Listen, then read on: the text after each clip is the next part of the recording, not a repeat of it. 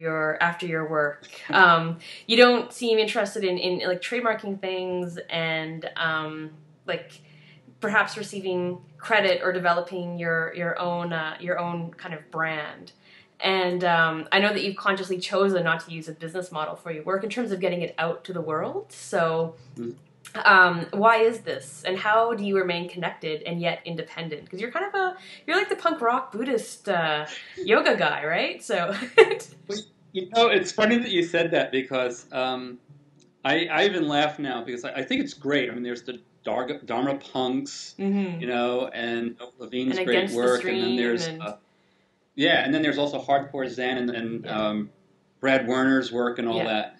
And you know, I had a front row table at CBGB's. I was writing about punk, and I was there. But even then, um, you know, while my girlfriend may have had a mohawk and piercings, I wore Herman's boots and flannel shirts, and my hair was pretty much like what it is now. Or sometimes I'd wear it long with a ponytail, which was so uncool in the punk movement because I just the uniform thing and hmm like yesterday I was giving a Dharma talk about how the not self teachings of the Buddha is in some ways the most radical identity politics we can have, you know? Right, And so if you're going to create an identity around being a punk Buddhist, it's still just another identity, you know? right.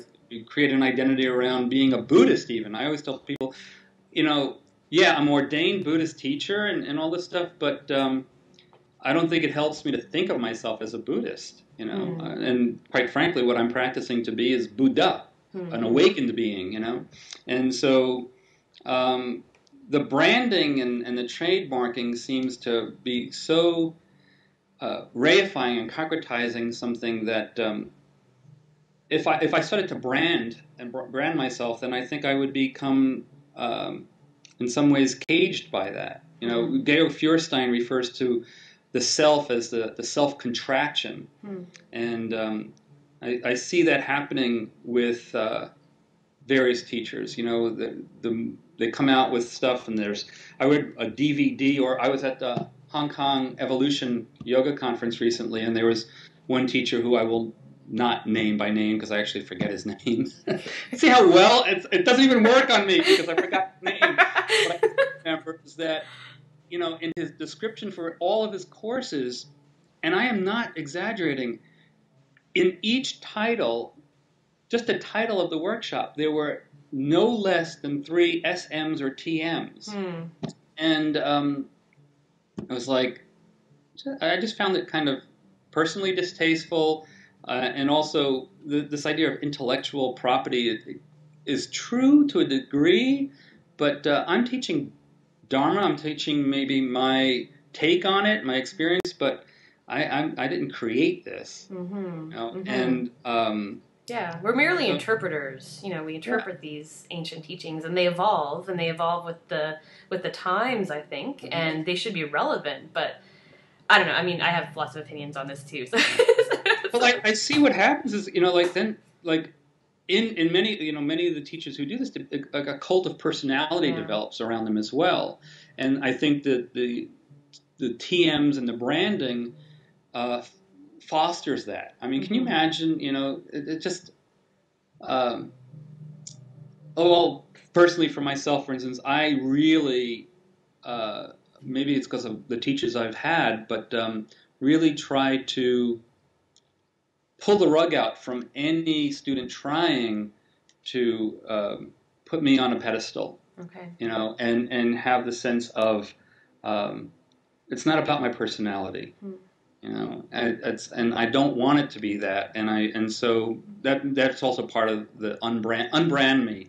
One of hmm my students actually has that as their email address, um, you know, and then like logos and stuff like that. And so the business model, you know, I'm just me. I think people are still actually. I get emails and people are actually shocked sometimes when they get an email back from me. I don't even have an assistant. Um, there are times where I wish I did, you know, but how can an assistant answer for me? So hmm I respond to all the emails I get, and sometimes it takes a few days, but rarely more than that. And it keeps it real, and I'm the word that I use most to describe practice is intimacy. Mm-hmm. In one of my favorite translations of a very famous passage by Dogen, he basically talks about the practice of intimacy, and so for me that's really what it's about. Yeah, I and so find. Sorry, continue. I know, so that the business model and corporate kind of stuff takes that intimacy out of the picture. So I might not make as much or be as famous, but I'm happy and I'm paying the mortgage. Mm-hmm. Yeah, well, I think that's also. I mean, like you don't even have a website really. There's no like frankjudeboccio.com, right? Like you have a blogspot blog and a really really old website and stuff. And I don't even have access to my own website. Like, I did want to update my schedule, and when I went into the control panel, it said, been updated "Oops, since 2009. Hungry Ghost page." So yeah, I am actually to work. I'm going to create a new one just so that people, because I think it is important that people know where I'm going to be. Mm-hmm. Yeah, it's good to have. Yeah. It is good to have a web presence. It's good to have that. Yeah. But I also, I kind of, I found it kind of refreshing because I think that I think that not only yoga teachers and to some extent, like Zen teachers and stuff, as we mentioned earlier with some of the branded punk Buddhists and stuff. Yeah. That there's there's also like a cultural pressure to like create your personal brand and be somebody, like Roseanne Harvey Inc., mm-hmm. right? Roseanne Harvey TM. and I think that we're told that without this we can't make a living or be ourselves or have a presence in the world. So I appreciate that you've resisted this and been able to, make a living and support yourself and your family and move between different traditions and without sort of buying into that. So I find it interesting. And do you have any tips for like aspiring teachers who maybe don't want to? I think it has to, whatever one chooses, ideally, it would be conscious. One of my friends in Hong Kong, really great Anusara teacher, and we were having this conversation. It was like he's gotten to the point where he's really on the verge of having to decide whether he, for instance, takes the route of a John Friend and he's on the road constantly, or having a relationship. Mm-hmm. It's even that, and kind of putting down some kind of roots. Mm-hmm. And some people end up on the path of a John Friend, always on the road and everything else, but it's not a conscious decision, and that's where it becomes problematic. I mean, John has chosen this, and he's fully taken on the svadharma of that, and it's great. But if you fall into it, then that becomes problematic. And so, on the other hand, on my side, when I started to see, I was not home for more than 3 weeks at a time for a couple of years, and initially it was a lot of fun. All my life I had wanted to go to India, for instance, but could never afford to, and now I was getting paid to go, so it was great. But, when the woman who is now my wife and I decided we really wanted to get married, and then when we decided we wanted to work on a child, it first of all helped that I be home when she was ovulating. Mm-hmm. So you got a few days a month, every 4 weeks to do that. We'd be Skyping, and it's like, I'm ovulating and you're in Hong Kong, It's not going to happen immaculately, or whatever the word is, right? So we really had to kind of, I personally decided I didn't want to travel as much. I also had some other inspiration in making that decision. Georg Feuerstein is one of my teachers. I studied with him, and he wrote an email to me once and really asked about the celeb yoga thing and going all over the place and, doing this vacation in Costa Rica and having 20 or more people fly down there and the whole, impact. I mean, flying has a tremendous impact on climate. Yeah. And Yeah. so he made me really start to think about it. And the first thing I did was eliminated all travel for weekend workshops. Okay. Um, so that took a big chunk out of my flying out, and travel. And so now I've gotten to the point where I've reduced it even more. For the first time in years, I got back from Hong Kong and Victoria on June 16th, and I'm home until September 11th. Hmm. So it's like, and it's fabulous because I wouldn't be able to be doing the work with the Sangha here if I was on the road. Hmm. And that, to me, creating communities of mindfulness and intentional community is more important. Mm-hmm. And so now my travel has been restricted to yoga teacher trainings, retreats, longer things, Mm-hmm. Mm-hmm. and if I'm in an area, like often when I go to Kripalu, I'm there for a week.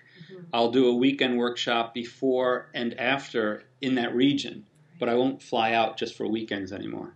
Yeah. And so in terms of uh, other people, I think what they have to decide is what do they want? Mm-hmm. Do they want more than they need to be happy? Yeah. We need a lot less than we think we do. But if it's important for you to travel a lot and make more money or whatever, then do it consciously at least. But if you're just be conscious. Yeah. You don't need to do that in order to make a living. I feel,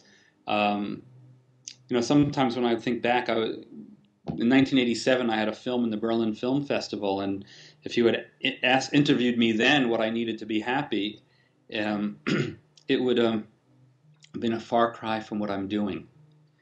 And Like right yet, now, what you're doing right now, or what you were doing then, yeah, what you're doing right yeah, now. what I'm doing now, Mm-hmm. and I could not back then have imagined the happiness that I feel, that I'm experiencing, that my life is imbued with.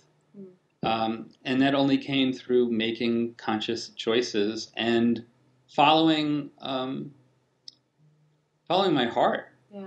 Really. Yeah. And yeah, you're gonna, there's fear. Like my daughter now is learning to the 9-month-old one is Okay. like the other pool at the Y, and she's sitting at the edge, and we're Of training the her to like pool? just jump off the edge, Hmm. and she leans forward, and at the last minute she closes her eyes and jumps. Hmm. And it was like what was poignant to me is to realize she has fear, but she's not letting it keep her from doing it. Hmm. And for 30 years, or maybe a little more, I was making fear-based choices. Hmm. And when I stopped doing that, my life opened up.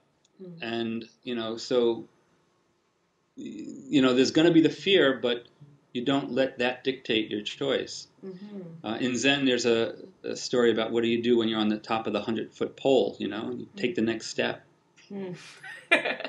Which is awe. Well, I think that's a wonderful note to end on, actually, this like little inspiration about fear-based choices. And I think there's been a lot of really amazing little gems come out of here. So I'm gonna turn off the recorder. Okay.